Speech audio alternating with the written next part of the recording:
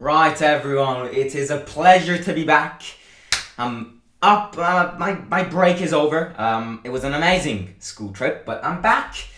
And the role is just keeps on going because, now we have a full week where international matches are continuing, World Cup qualifiers, friendly matches, and then, we've got the, the conclusion part of the season, and that does obviously mean the hardest part of the season because it's where all of the hard work needs to terminate and end in the best way possible and just give a good old end to the season. We've got Sampdoria this weekend, and we need to fly up there, we all know where, in Norway to face Bodo Glimt, and then we've got another match in the Conference League, we've got more matches in the Serie A.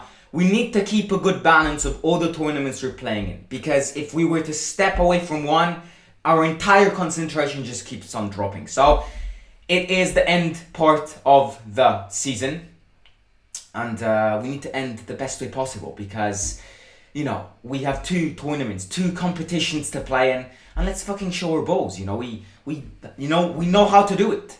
We just need to just always do it. That's it. But we've got transfer news to talk about because obviously in these moments where international breaks are available, transfer plays a big part. And we've seen Thiago Pinto moving around in many different countries to try and talk and get information about most players, which Mourinho has told Thiago Pinto to focus on, which the Fredkins, Mourinho and Thiago Pinto have agreed on to try and invest money on. So in these weeks before the Serie A is back, the Serie A return, Thiago Pinto is around, and you might spot him drinking a gold coffee in your city, who knows. But he's been moving into in many different countries to try and get information about a few players. I know the big focus of why everyone is here in this live stream is Pierre Hojbjerg, but I do want to start by talking about Svilar. Now, if any new people are here, you probably don't remember that a few weeks ago I filmed a short live stream. It was around 10-15 minutes, talking about a young goalkeeper from Benfica, which Roma was interested in to replace Rui Patricio at the end of the career, but starting from next season, Rui Patricio will have a backup option, and his name is Svilar. Apparently, according to Fabrizio Romano, Svilar has signed his contract with Roma in the last couple of hours and has underwent his medical appointment. So he's going to end the season with Benfica, and then he's going to join Roma next season, and he's a young goalkeeper. He is a very, very, very young goalkeeper. And, many big clubs are interested in him. We had to fight with the competition of clubs like Manchester United and Barcelona. This just puts to mind, yes, he's not Maradona. He's a young player. And we know that both Barcelona and Manchester United are good at finding young players. Roma beat the competition of both these two teams. This just shows how much we wanted this young goalkeeper. And this is another good reason of us thinking about the future of this team. He is someone who will replace Rui Patricio at the end of the career. He's someone who will learn a lot from Rui Patricio, who is a Portuguese national team. He is someone who can really learn a lot here in Rome and can eventually be a massive part of this project. We bought a young goalkeeper who no one knew who he was a couple of years ago, and now he is one of the best goalkeepers in the world, plays in the best team in the world. His name is Alisson Becker. We bought a young goalkeeper, we had the balls to buy a young goalkeeper, and who knows, he might become an absolute legend. But that is definitely breaking news. Now we have got a situation in which I think Mourinho is really tempted in buying and showing a lot of interest in a midfielder, because the names which I'm going to tell you in a few seconds are all related to the midfielder section. This puts to mind that Mourinho really wants to improve that section this summer. And he also believes that by improving the midfielder section, if Thiago Pinto and the Fredkins manage to get the players he wants in the midfielder section, he has said it many times that the defensive midfielder section is the key to everything to Mourinho's football. And unfortunately right now, we don't have good defensive midfielders. Cristante is not good enough. And unfortunately for him, Thiago Pinto has said that if a good offer comes for Cristante and approaches Cristante this season, he will be sold. And then we've got Oliveira, which the team is really interested in buying permanently. If you play like he played against Lazio, he is unbelievable. And then we've got Veretout. Now, Veretout in the last couple of hours has really damaged his reputation with fans. His wife has got COVID, and he started posting on social media all these massive stories of him partying with her who had COVID. This just puts to mind that you don't give a shit about playing football and you just care about ruining your reputation with fans. If this guy put his party and the risk of him contracting the virus above the matches that he's set to play in these last couple of months, which are the most important of the season, I'm sorry, but you can leave. This is not the attitude these players need to have. If he himself prefers to party all night, and I've not got nothing wrong with partying all night, but if he parties all night alongside his wife who has COVID, I'm sorry, you have no intention of improving your reputation with fans, just leave. And really, after this, I think to get our reputation back, we really need a Kante performance from Veretout. Will it happen? No, it won't. This is why we need to sell Veretout. We cannot keep these players whose attitude is like this, because it will ruin the attitude of our best players as well. This is why, especially in these last couple of hours that this thing has happened, Mourinho's shown a lot of interest in a midfielder, a defensive midfielder. And the names, which are big names, these are massive names. If we were to get one of them two, I have my favorite out of the two, but either of them could improve dramatically your midfielder section. Mourinho's dream, and he used this terminology to Thiago Pinto, and it's smart because Thiago Pinto knows it's his dream and knows that by achieving these dreams, Mourinho can be the happiest man on earth. Mourinho's dream in the midfielder section has shifted away from Granit Xhaka and is now Pierre-Emile Hojbjerg, or he wants Thiago Pinto and the Fredkins to go all in for Renato Sanchez from Lille. These are big names. These are names, especially Renato Sanchez. He was very close to joining AC Milan.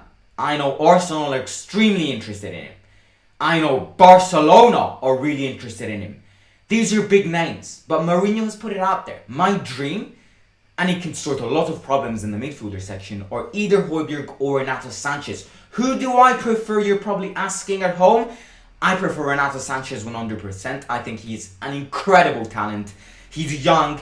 Once again, he's unbelievable. Portuguese national team.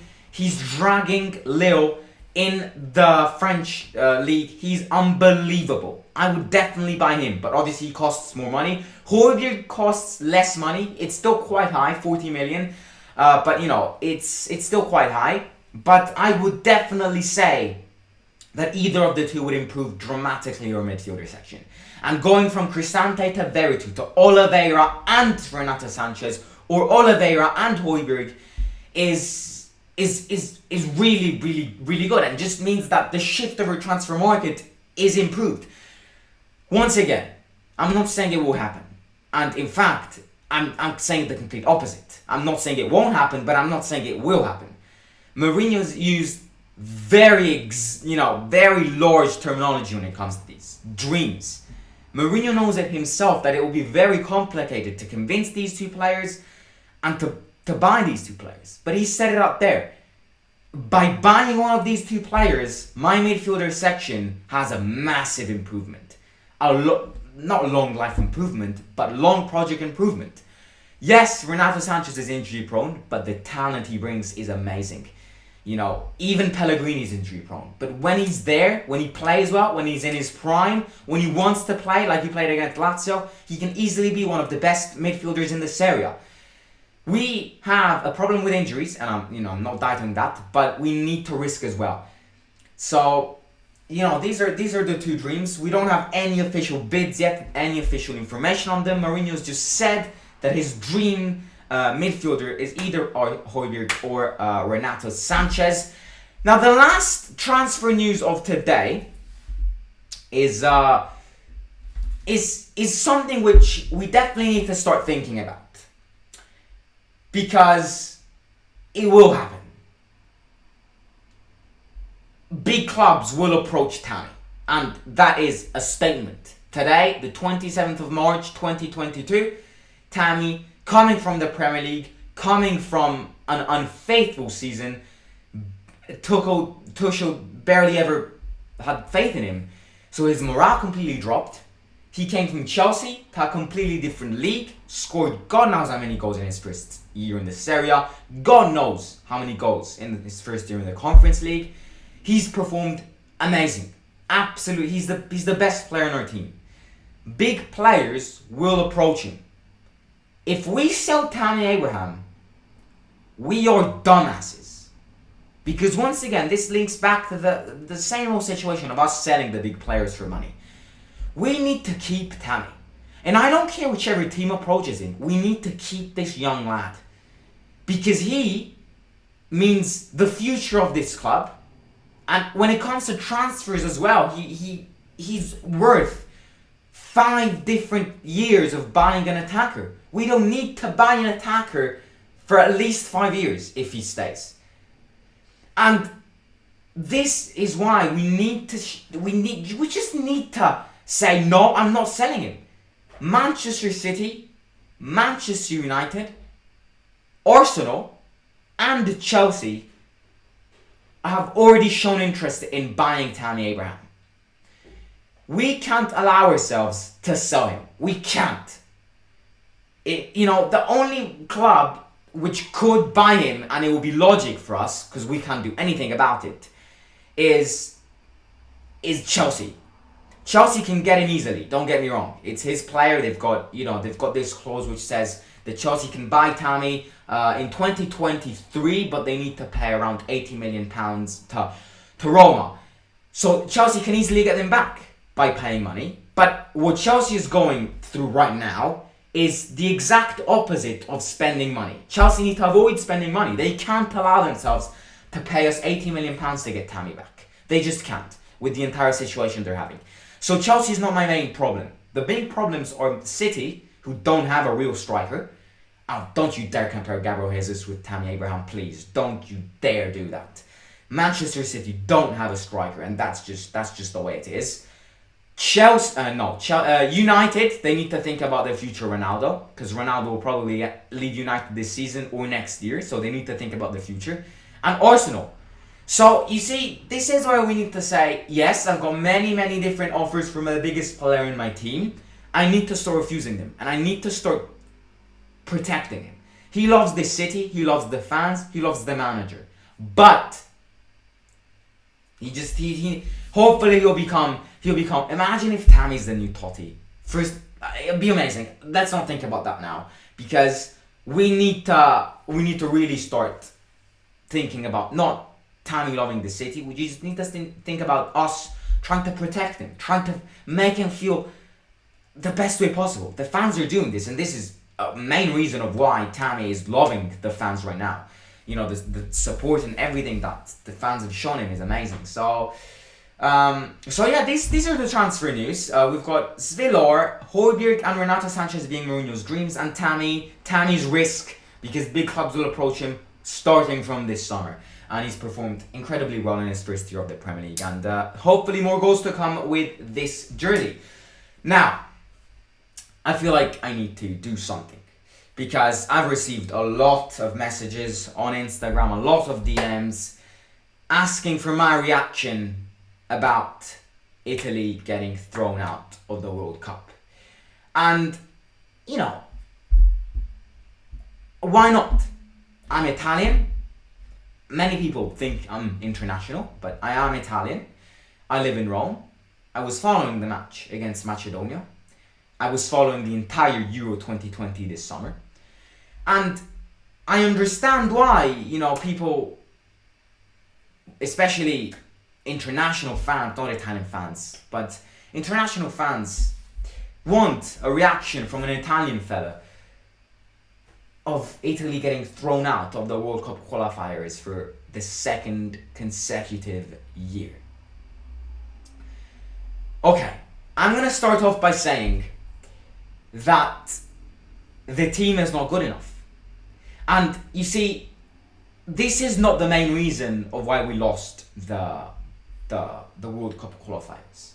But a feeling which I'm having right now, especially after that match ended, immediately after that match ended, is Mancini, the Italian coach, probably knew himself how the hell did Italy win the Euros in 2020.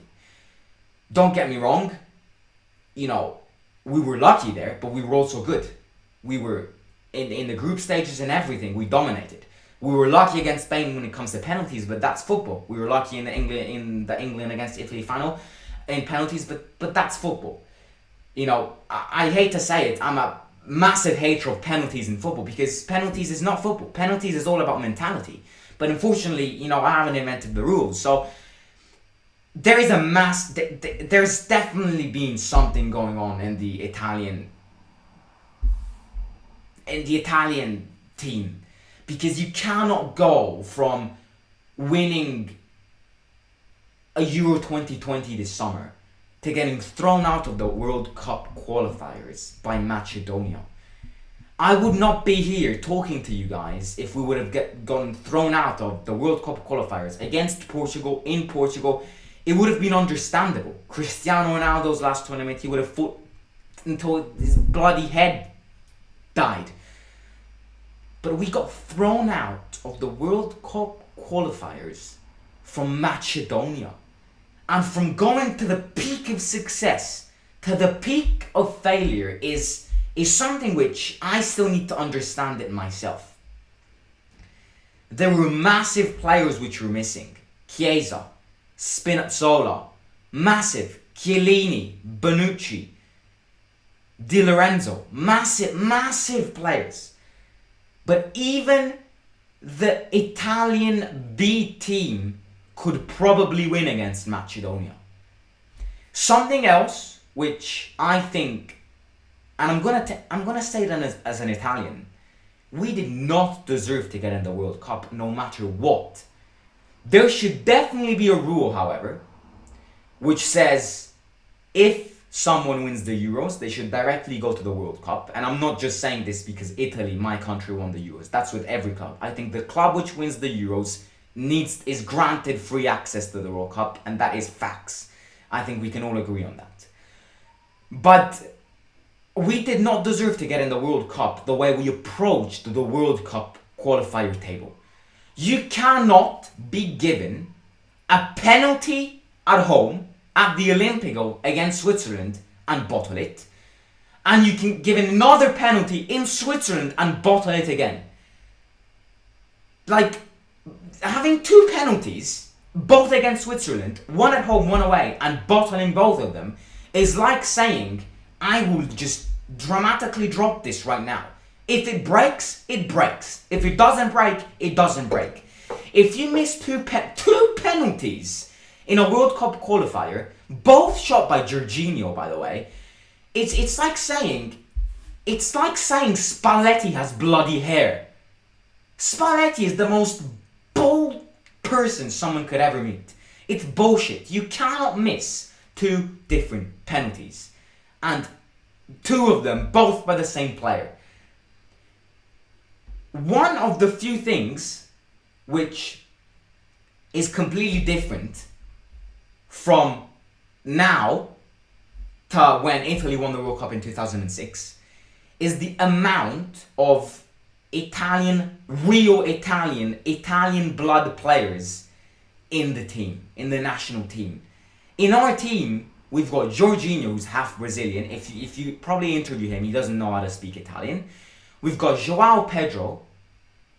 You cannot build a national team without Italian bandwagons, just Italian blood players.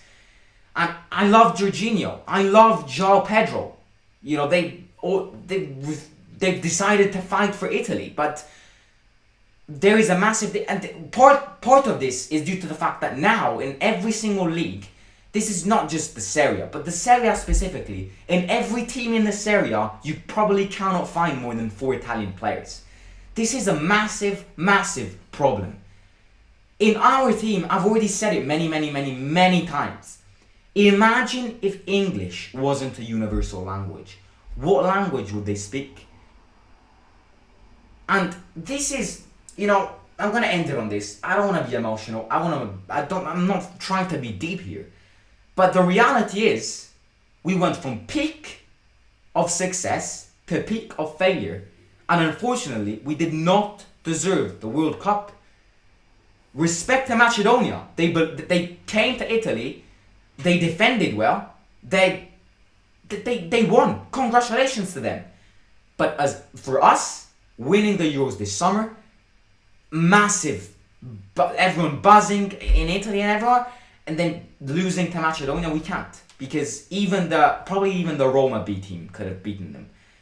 Immobile, he's Ronaldo with Lazio, and he's bloody Doumbia with Italy. So it's a weird situation. It's very dramatic for Italian football, because 2 consecutive years of non-World Cup is very dramatic and has never happened before. But to end it on a positive note, as you might know, I've just come from a school trip, a football tournament school trip, and we won.